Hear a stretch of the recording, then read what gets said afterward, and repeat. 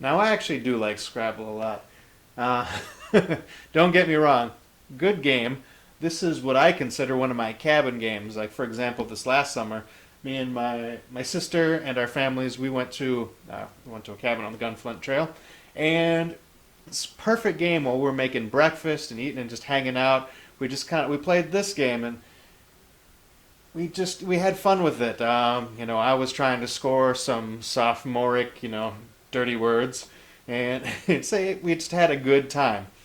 Uh, that's not to say this game doesn't have its flaws. Obviously, if you have the vocabulary of two-letter words that people don't know, it's going to give you an advantage, or it can be very language dependent, obviously, because it's about letters and words.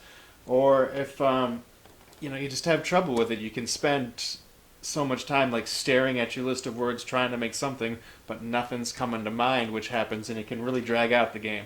So I say, while I do like it, I do admit that there are some problems to it, and here's a list of games that you might like a little bit better or might solve some of those problems. So if you like the idea of Scrabble, but it just doesn't quite hit, check out these games.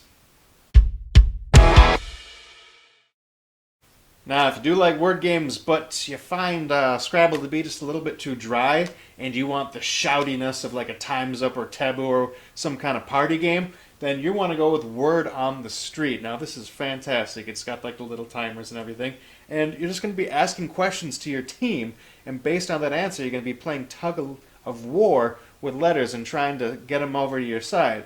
So, for example, say a question is, a method of preparing vegetables. Think diced or, sliced.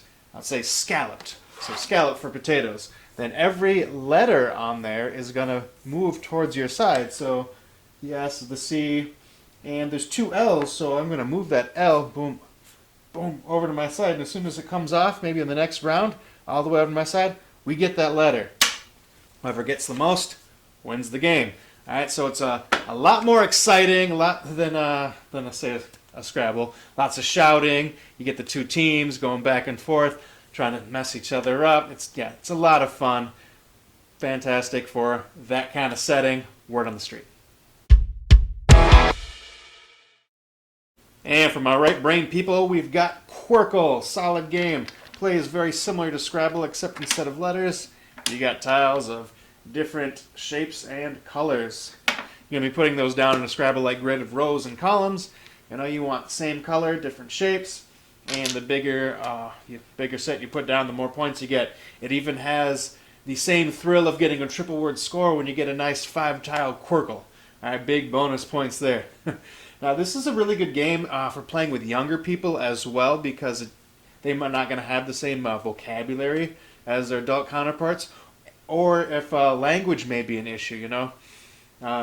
There's no language dependency in this one, so you don't even have to speak the same language to be able to play with other people. So I really like it for that as well. Solid game, really enjoy it. Other similar games like this, but if you want to, say, step it up a notch, my girlfriend really likes Sagrada. So in that, you're going to have different colored dice, and depending on the pips, like the number on the dice and the color, you're going to have to place them in your grid. You got certain rules, but it's a drafting game as well. So Qwirkle's great. If you want to step it up a notch, you can always go with Sagrada. Either way, solid pick in my opinion. Now, making our way over to the left side of the brain, we've got Quinto. Now, this is for my maths people. Very similar to Scrabble, except instead of words, you've got numbers on your tiles. Look at those brown tiles. Are those not hideous? Not the best looking game inside. I like the cover though. But yeah, inside the game. But again, if you like the grids of Scrabble, but prefer the numbers, this is the game for you. You're going to be making rows and columns that make out multiples of 5 instead of words. So if that works for you, this is the one for you. Kind of cool. This is actually a game based off of an earlier 3M bookshelf game called Jati. This one was actually never officially released, I don't believe. Kind of considered a holy grail of gaming. But if you do like these 3M games and you like those grids, another one you can check out is Acquire, especially if you can find the really cool one with the wood tiles. That's an awesome one to do. And yes, I'm totally using this as an excuse to show off my 3M bookshelf games because I really like these. But enough of that. If you like the numbers, check out Quinto if you can find it. Now next up is a game that I sadly don't have a copy of, but if you're looking for more game in your word games, check out Paperback. Alright, think deck builders like Dominion or Star Realms, but instead of ships or whatever, you have letters, and you're using these letters to make words. And you can use those words to buy more letters to make more involved and advanced words. And what you're trying to do is hit different goals, and that's how you're going to get your points. By hitting those different targets, you're going to build up more points, and those are going to change throughout the games that you play. So there's a lot more to it. It's not just a one-trick pony. It's actually a pretty fantastic game. I played it a few times, and I definitely need to pick up my own copy. It just goes to show that you can make some pretty involved letter and word games. They don't have to be so dry and boring. There's Werewords if you like social deduction. So they're out there. You just got to put a little bit of research and look into them, and you can find some fantastic games. Now, my number one game to replace Scrabble is really just a simple game. There's not much to it. It's just a bunch of tiles with letters on them. That's right, it is. But nope. Just kidding. Not Bananagrams. Not a bad game, but nowhere near the top. Alright, it is actually just Anagram. Oh, I absolutely love this game. Again, all it is tiles of letters with point values on the bottom. And what you do is you just put them all face down in the middle of the table, and you start flipping them over one by one. And as soon as you can make a word out of those letters, then you get all those tiles. But just because you got them doesn't mean you keep them. Because if at any time you or another player can make a different word out of those tiles, then you can steal. Alright, so you might have team. So team is a word, T-E-A-M. Oh, but I can rearrange that and make meat. Bam, so if I saw that, I steal it.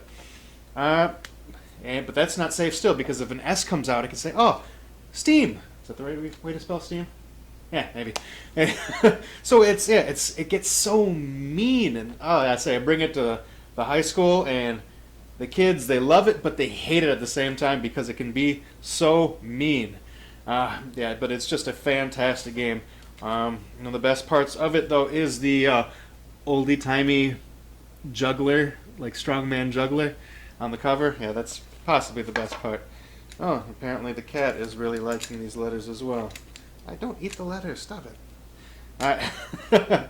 So yeah, that is my favorite game to replace Scrabble. Anagram. If you see it, it's an older game, but if you see it, grab it.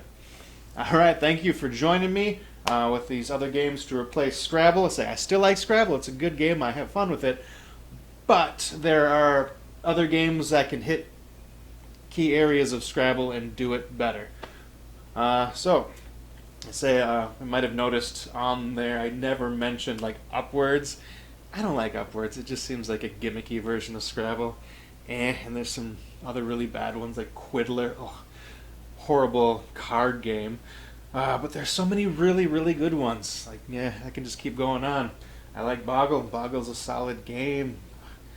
Unspeakable Words, if you like Cthulhu mixed in with your vocabulary. That's awesome. Tapple. Even Tapple's good. Oh, yeah. Oh, not to mention. Hey, everybody. Coach Troy here. Hope you enjoyed the video. I'm going to try to keep these going. If there's any kind of games or styles or whatever you want me to check out, just let me know, and I'll try to keep these videos coming on a somewhat regular basis. Either way, hey, we're in it for a long haul. My hair is getting horrendously long and getting kind of mullety here. I'll get it cut eventually. We'll get back to gaming together eventually. We just got to stick it out till then, alright? See y'all later.